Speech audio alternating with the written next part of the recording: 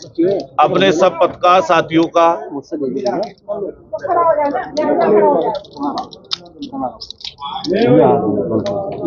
मैं अपने तमाम पत्रकार साथियों का धन्यवाद करूंगा कि आप लोग ऐसे चुनावी माहौल में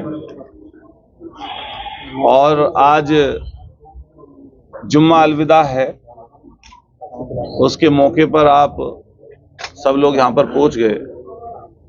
सबसे पहले मैं बधाई दूंगा मेरठ और देशवासियों को अलविदा जुम्मा की जो आज है। इसके बाद हमारे महानगर अध्यक्ष जी यहाँ मौजूद हैं, आदिल भाई, हमारे जिला अध्यक्ष जी हैं विपिन जी चौधरी साहब, हमारे पार्षद दल के नेता यहाँ पर मौजूद हैं बासी जी, और हमारे तमाम पार्षद जी लोग यहाँ पर मौजूद हैं, और हमारे छात्र नेता से लेकर तमाम ऐसे साथी हैं जो लगातार समाजवादी आंदोलन को आगे बढ़ाए हैं। ऐसे भी कई साथी यहाँ पर मौजूद हैं जिन्होंने अपने जीवन के तीन दशक समाजवादी आंदोलन को और समाजवादी पार्टी को दिए हैं। मैं खुद भी छात्र राजनीति से लेकर इस समाजवादी आंदोलन में जब जब ऐसी कोई बात रही कि जहां पर हमें अपनी भागीदारी सुनिश्चित करनी है तो हमने अपनी भागीदारी सुनिश्चित की है। एक चीज मैं आपको बता दूं, क्योंकि सोशल मीडिया का समय है, सब कुछ डिजिटल है।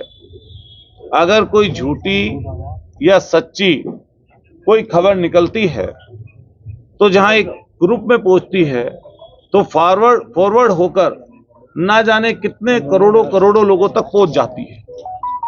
तो अभी कुछ सुनने में आया कि डीप फेक वीडियो भी चली हैं जिसमें एक सिने स्टार सुपरस्टार की वीडियो को गलत तरीके से डीप फेक करके चलाया गया। उसके बाद में फिर उनके जो करने वाले लोग थे, इस डिजिटल युग में हमारे पत्रकार साथी क्योंकि जो हाँ यूट्यूबर्स लोग भी हैं, यूट्यूब का भी इस्तेमाल कर रहे हैं, वहीं साथ साथ जो हमारे न्यूज़ चैनल्स हैं बड़े, उनके भी डिजिटल अपने अपने प्लेटफॉर्म हैं और डिजिटल माध्यम से वो भी खबरें चलाते हैं। तो इस समय पर बहुत जिम्मेदारी का काम है, ये बहुत जिम्मेदारी का विषय है। अगर कोई खबर आती है तो उस खबर की सत्यता जांचनी चाहिए। अगर खबर की सत्यता ना होते हुए और हम उसको फॉरवर्ड करते जाते हैं तो इससे कहीं ना कहीं कुछ टीआरपी मिल सकती है, कुछ चीजें आगे बढ़ सकती हैं, व्यूज ज्यादा आ सकते हैं, लेकिन इससे कई बार कई लोगों को हानि और क्षति और कई बार सम्मान का भी नुकसान होता है।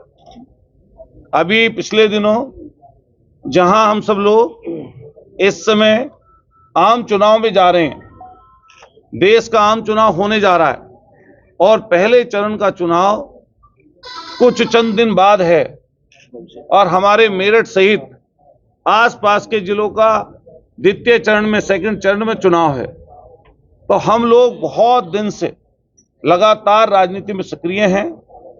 जब जब ऐसी कोई बात आई कि जहां पर अतुल प्रधान या उसके साथियों को जनता के लिए खड़ा होना पड़ा तो हम लोग हर उस विषय पे खड़े रहे हैं जिससे जनता के साथ जुड़ाव हो, और जुड़ाव जनता से तब होता है जब हम जनता के लिए कुछ करते हैं। जुड़ाव जनता तब मानती है। हमें 3 बार एमएलए का चुनाव लड़ने का मौका मिला। मैं कम उम्र में था, उस समय पार्टी के विभिन्न संगठन के, समाजवादी पार्टी के विभिन्न संगठन के पदों पर मैं रहा हूं और लगातार छात्र राजनीति चौधरी चरण सिंह यूनिवर्सिटी के माध्यम से की। एक बताइए सुन लो। देखो, अखिलेश जी को, माननीय राष्ट्रीय अध्यक्ष अखिलेश यादव जी को धमकी देने का प्रश्न ही नहीं उठता।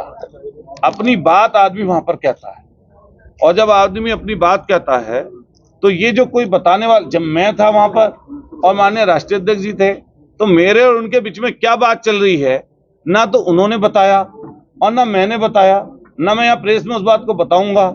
तो आपको कैसे उस बात की पता लगी कि मैंने उनसे क्या बोला, उन्होंने मुझसे क्या बोला? आपकी पार्टी छोड़ने की, इस्तीफा देने की सभी खबरें गलत हैं। जिस तरीके से आप अपनी पत्रकारिता नहीं छोड़ सकते, ऐसी में राजनीतिक सामाजिक जीवन को, सुन लीजिए पूरी बात, पूरी बात सुनिए, ऐसी में सामाजिक राजनीतिक जीवन को नहीं छोड़ सकता। जहां तक आपका विषय है, आप मेरे बराबर में माननीय जिलाध्यक्ष जी बैठे हैं, इधर महानगर अध्यक्ष जी बैठे हैं।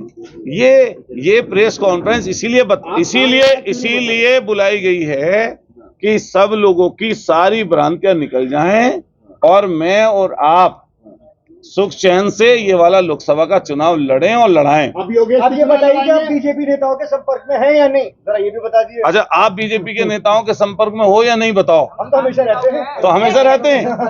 ये ऐसी, हम तो पत्रकार हैं, हम सबके उसमें रहते हैं ना।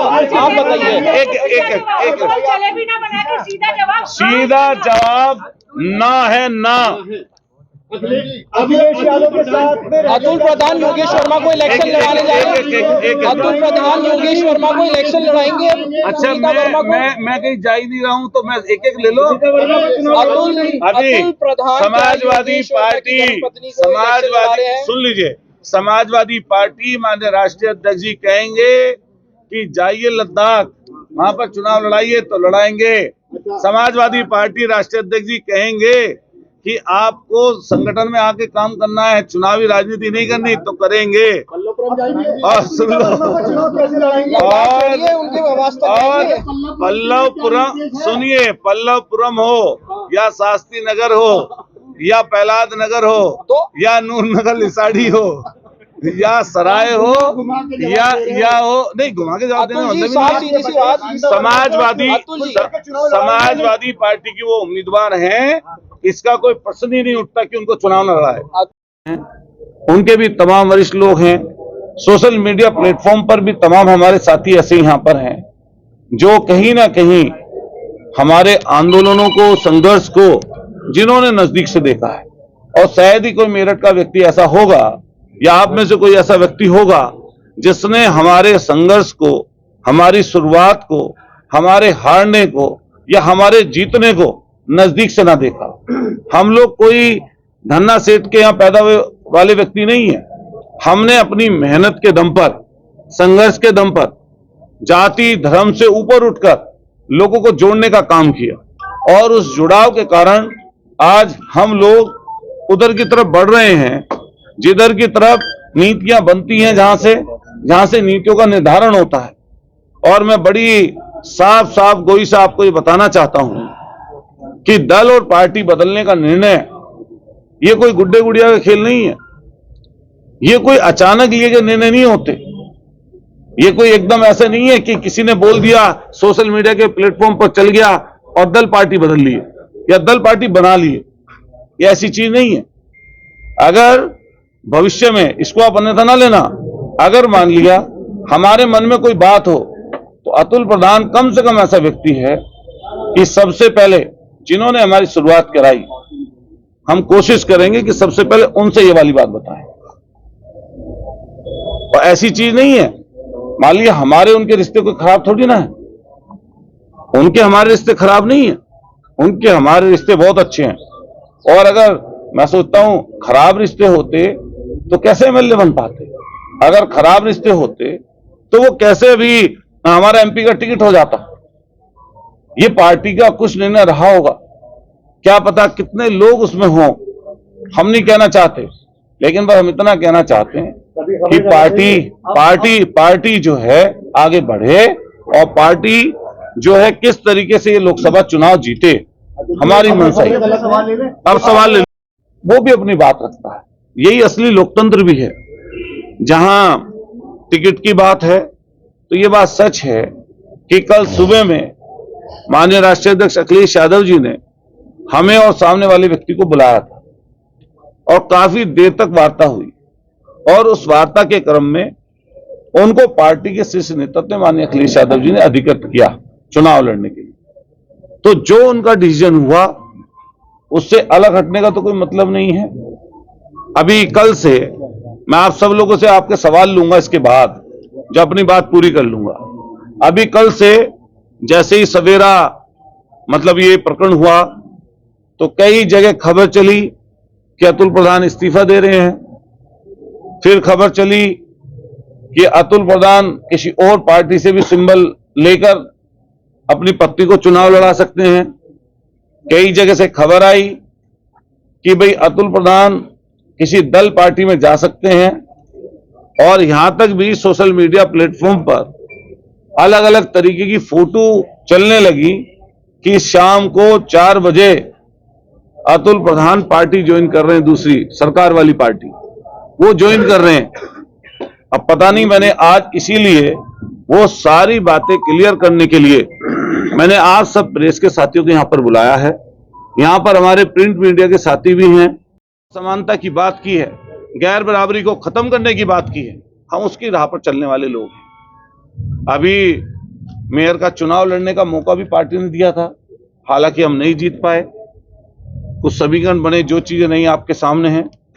उसके बाद हम लोग अभी एमपी के चुनाव के लिए टिकट मांग रहे थे, और सिर्फ मैं अकेला नहीं मांग रहा था, पार्टी के अन्य वरिष्ठ लोग भी उसमें टिकटार्थी थे, जिसमें हमारे आदरणीय रफीक अंसारी जी शहर विधायक, जिसमें यहां पर हरीश पाल जी की पुत्रवधू नैना सिंह जी, जिसमें आपके ये पूर्व विधायक जिनका टिकट हुआ, इसके अलावा मुखिया गुजर जी भी हमें वहां पर मिले, आकिल मुर्तजा जी वहां पर मिले, हमारे भाई बैठे हैं आदिल चौधरी जी, महानगर के अध्यक्ष हैं, एमएलए का चुनाव लड़े हैं, इन्होंने भी मांग की। हमारे चौधरी विपिन चौधरी जी बैठे हैं, इन्होंने भी मांग की, और हम लोग भी लगातार टिकट की मांग कर रहे हैं। उसी बीच में समाजवादी पार्टी ने, माननीय राष्ट्रीय अध्यक्ष जी ने भानु प्रताप जी का टिकट यहां से अनाउंस किया। जो चीजें यहाँ आपके सामने हैं, उसके बाद में हमारा भी टिकट अनाउंस हुआ, हमने पर्चा अपना भर भी दिया। उसके बाद में माननीय राष्ट्रीय अध्यक्ष जी ने अपना जो भी पार्टी का शीर्ष नेतृत्व का जो भी इशारा रहा हो या जो भी सोच रही हो, उस सोच को रखते हुए अभी पूर्व मेयर को टिकट अभी दिया, उनका लास्ट दिन जो है नामांकन भी हुआ। तो मैं एक बात आपको क्लियर कर दूं कि पार्टी के प्लेटफॉर्म पर हर किसी व्यक्ति को टिकट मांगने का अधिकार, पद ओहदे की बात करने का अधिकार है। हम भी उसी अधिकार की बात करते हैं, और कई बार जब पार्टी प्लेटफॉर्म पर हम जाते हैं तो कई बार अभिभावक होने के नाते सामने वाले की भी गुस्सानसी होती है।